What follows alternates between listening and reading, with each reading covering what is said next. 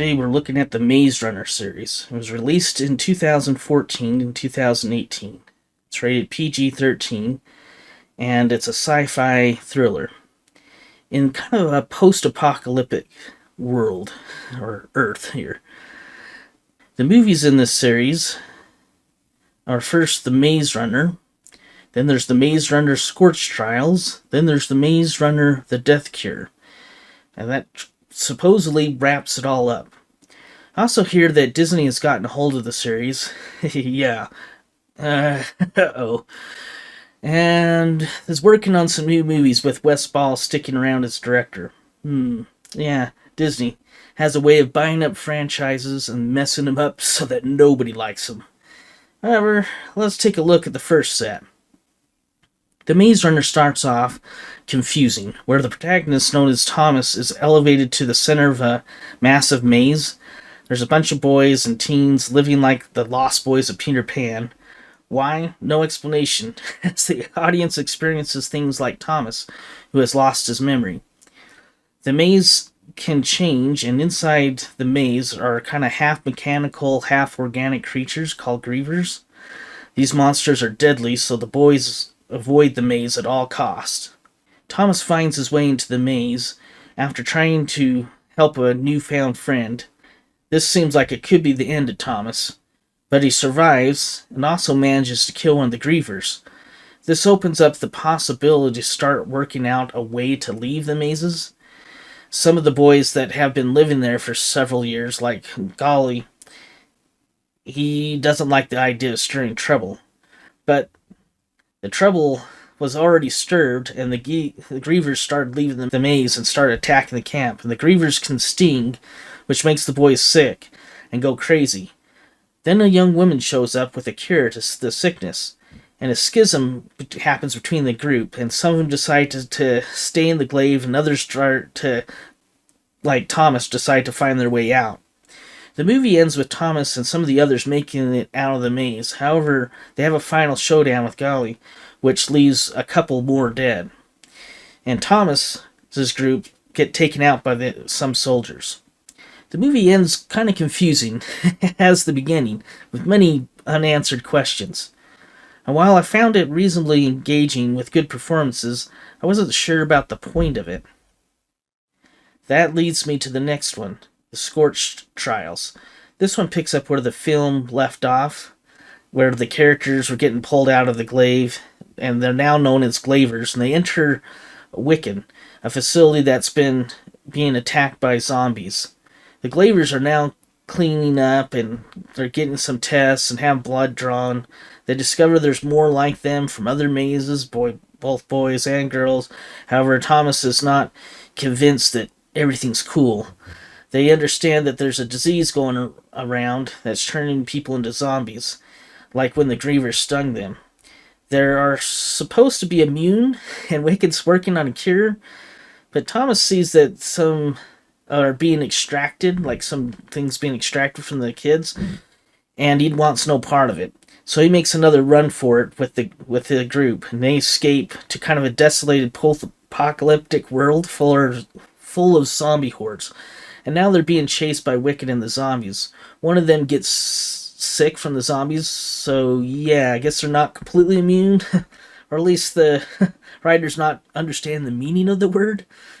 Anyway, they eventually try to make it to a factory that's populated with some rebel groups that take them captive. However, this doesn't last, as Wiccan finds them and the rebels that were there. They kind of join the rebels and try to fight them. They're trying to find this group called the Right Arm, but then they get split up. After some more running and chases, they meet up and find the Right Arm. The Right Arm captures them, but this is short-lived too, as Jennifer, the glaive girl, rats out the group to Wiccan, and she wants the cure since she's got her memories fully back. And that's where the movie ends, with the group captured and Thomas vowing to rescue them, especially Minho from the glaive. Okay, so still confusing, even more questions. Let's hope the third installment clears it up. But keep in mind, in the theater, which I don't remember hearing of any of these movies, it's now been 4 years, and it's still confusing. But it's time for the third movie, The Death Cure. That sounds promising. It opens up with a Gambit to rescue Mino from Wicked, who's being transported via train. Thomas is kind of definitely aged as well as the others of the crew for the second movie, so some time's passed between the two movies. Anyway, the rescue sort of works as they gather a group of immunes, but kind of fly it out, but they didn't get Mino. So Thomas is not satisfied. They obviously planned the rescue for several months, which they mentioned. Vince said they should just cut the losses and move on, but Thomas won't have it. He's got to get Mino. And so he and the Gleaves leave and find the last city where Mino is. And this city is now kind of surrounded by ruins in a larger area. And the abandoned section is kind of full of forgotten humans that have been excluded from the city. And they want in, as the city looks like a better place to live. Now here, Thomas meets up with Gally again, who they thought was dead. But Gally, he's fine. He's all healed up, and he's both physically and mentally. And better yet, he can help him get into the city. Thomas doesn't trust Gally, but oh well, he can work that out. As he has another mixed emotional character, Jennifer, who betrayed them in the second film. He's got to go talk to her as well.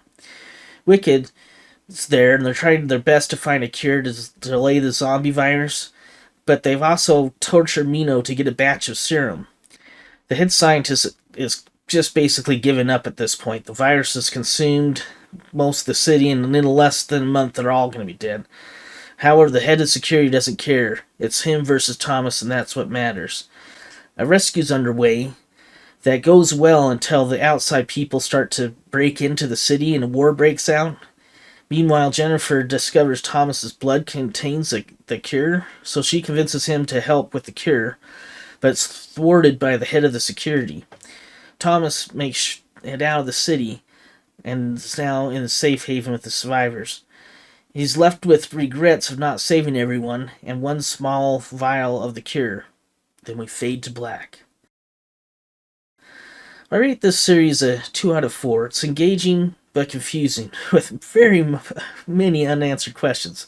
Let's take a look at some. The purpose of the maze. It was used to generate fear, which makes a more potent serum. However, when did they harvest it? Don't know. Some kids say that they were there for over 3 years. It seems very, very inefficient. Where did the grievers come from? Don't know. Why a maze? How are the zombies living? Don't know. They took several vials of Thomas's blood, and yet they don't know he had the cure by the second movie? Why are they called immunes when several die or get infected with the virus? How are the other humans getting food and surviving? How did they build everything in a post-apocalyptic world? People aren't wearing their masks properly. Still not. Oh, and we know about this one. This one goes back to 2018. Just give it a couple years, and we'll know about proper mask wearing. Now, will Thomas try to save anyone else? Don't know. Well, I guess the strategy was to just keep everybody running before the audience thinks about it too much. Anyway, thanks for watching.